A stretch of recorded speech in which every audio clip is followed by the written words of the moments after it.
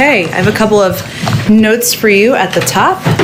Today, the Department of Health and Human Services, through the Health Resources and Services Administration, awarded $121 million in American Rescue Plan funding to support the work of trusted community-based efforts to increase vaccinations in underserved communities. This is the second round of funding for community-based groups. Back in June, HHS awarded $125 million to similar groups for these efforts. And these groups will undertake efforts such as mobilizing community outreach workers to educate and assist individuals in accessing and receiving COVID-19 vaccinations, organize pop-up or mobile vaccine locations, and assist in making vaccine appointments or arranging transportation and childcare assistance for vaccine appointments.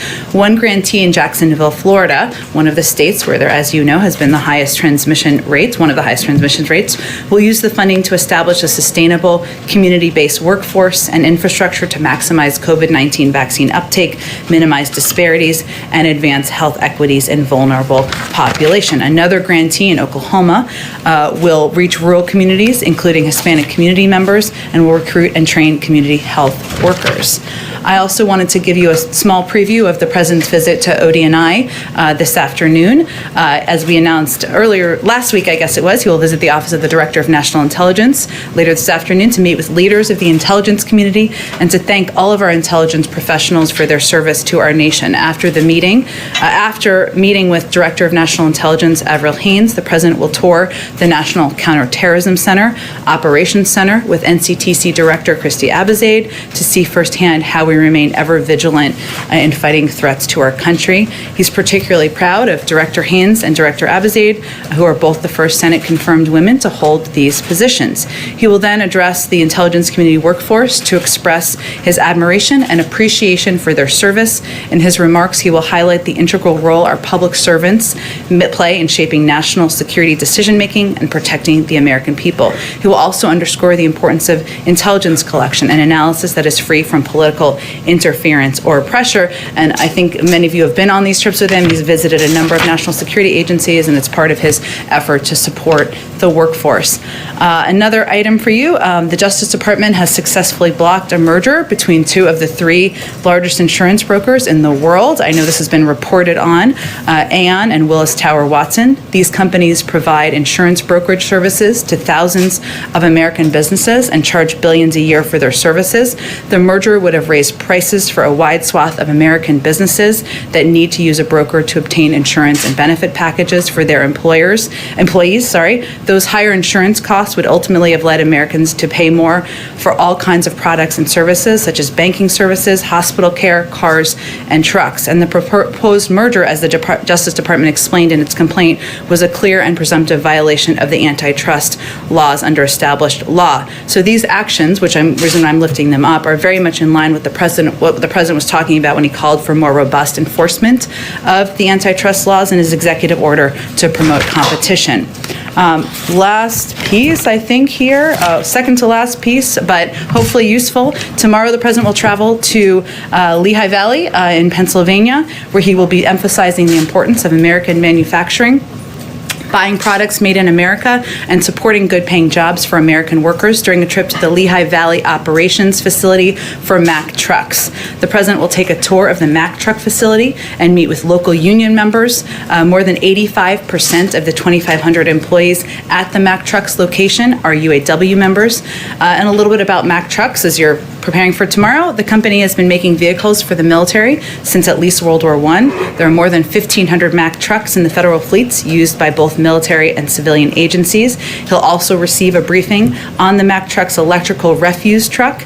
The company is currently piloting their electric dump trucks in New York City and North Carolina, and this is all a part of his effort to lift up and talk about his Buy American agenda as well as the infrastructure package. Finally, I just wanted to note that after additional engagement with the bipartisan group yesterday, we're enthusiastic about getting the bipartisan infrastructure plan across the finish line. Confident we'll be there soon. We were encouraged this morning by positive comments by Senator Romney. Our team remains hard at work, as do a number of the supporters on the Hill. With that, go ahead, Alex. Thanks, Jen. I have a few questions on the CDC's revised masking guidance that some vaccinated Americans should wear masks indoors where there's risk of high transmission or currently high transmission.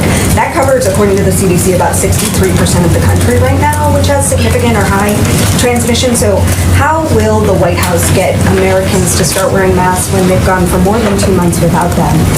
Will we see the president speak more about this? I mean, how exactly do you plan to push this publicly? And then along those same lines, on July 4th, the president gave his sort of independence from the virus speech. He declared, quote, "We are closer than ever to declaring our independence from a deadly virus," and, quote, "We've gained the upper hand on the virus." Was that declaring premature victory? And are you at all concerned that those statements will make it tougher for you guys to implement this revised guidance now?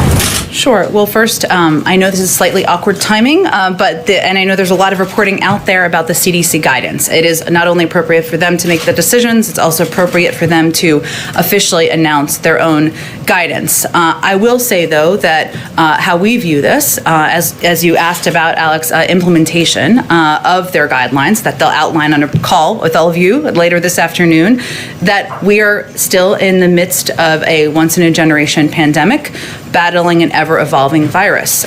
We have said since the beginning of June that the Delta variant, a rising variant that had increasing, was clear from the beginning, had a great deal of transmissibility, was a threat to people who were unvaccinated. We did more than 100 interviews with officials conveying exactly that. And the reality is we are dealing with a much different strain of this virus than we were even earlier in the spring, back in May, when the masking guidance was provided by the CDC at that time. That is their job. Their job is to look at evolving information, evolving data, an evolving historic pandemic, and provide guidance to the American public. That's exactly what they will do, and what they will provide specific details on later this afternoon. With respect to the president's comments, though, do you, in retrospect, regret those comments? Do you think that that was wise at the time, considering, they could make it tougher for Americans to take this seriously? Well, first I would say that in the president's remarks, he also made clear, and I'm quoting him, that today, while the virus hasn't been vanquished, he made clear that it was not over. That those who were unvaccinated were still at risk.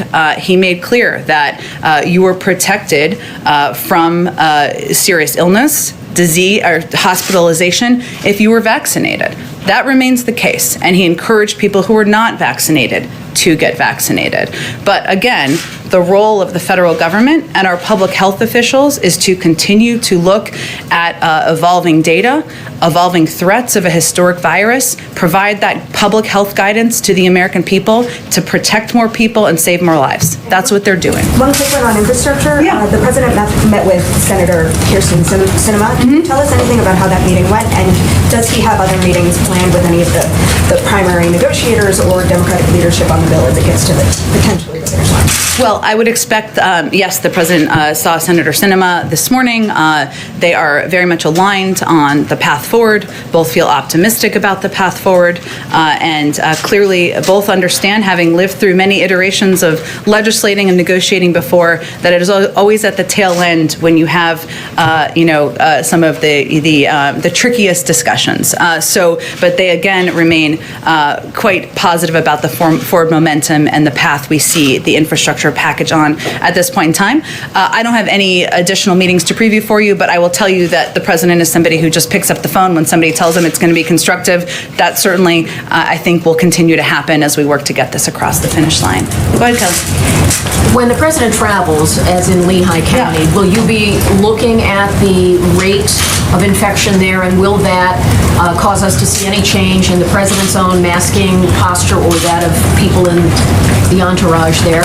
And what should who should they look to for specific guidance about making these decisions day to day? Do they need to be looking at a CDC website for the positivity rate in their community? Do they need to be looking to the White House for that guidance? What is your prescription for how Americans should adjust with these mask guidelines? Absolutely. First, we will, of course, be abiding by every aspect of the CDC guidelines on masking that they will provide this afternoon. And that does mean, as as you conveyed, that we will be looking at the rates in different areas where the president may visit, and also the rates if they move in Washington, D.C., and we will apply guidance accordingly. That means we will be prepared to wear masks again if required, if the guidance is leading to that, as would the president, and that will continue to be the case. As it relates to the American public, I mean, our hope is certainly that elected officials, leaders, civic leaders, public health experts around the country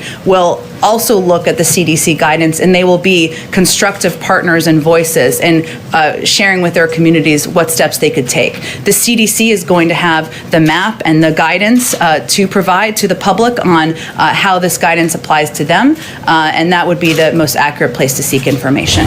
Is the summer of freedom, as the president described it, is that still operative now, given the change in the Delta variant? Well, I would say first, I have this little handy chart. I suspected that we might talk a little bit about COVID today, understandably. And what I would note is that what has not changed is the fact that people who are vaccinated have a huge deal of protection from serious illness, from hospitalization, and from death. And I know Shannon, actually, I see her in the back there, asked a good question yesterday about the data. So I wanted to give you a little bit of a better understanding of how this data process works. So the data that Dr. Walensky, the CDC director, spoke to back in July was based on data up through the beginning of June, or the end of May, the beginning of June. That will be updated in August as it relates to individuals who are hospitalized or get sick who are vaccinated, and those who are unvaccinated, what hospitalizations look like as the percentage breaks down. But this is all based on data from either state officials or health agencies or the Florida Hospital Association as it relates to the Florida specific example here. And how the information flows, to your question earlier yesterday, Shannon, is it goes from hospitals to states to the CDC. So I'm using this example to show you because this kind of breaks through the reporting of this data. This is from hospital systems that will go to states. And as what you can see here, Florida, which is one of the states with one of the highest transmissive, or one of the highest rates of COVID, I should say, officials have said that more than 95% of those who were hospitalized were not vaccinated. That is information from last week, or just a couple of days ago. North Carolina, unvaccinated make up more than 99% of new COVID cases in May and June. That's from a few weeks ago, but still updated data. Colorado, more than 96% of Colorado's COVID hospitalizations, deaths in the first half of 2021 were among unvaccinated.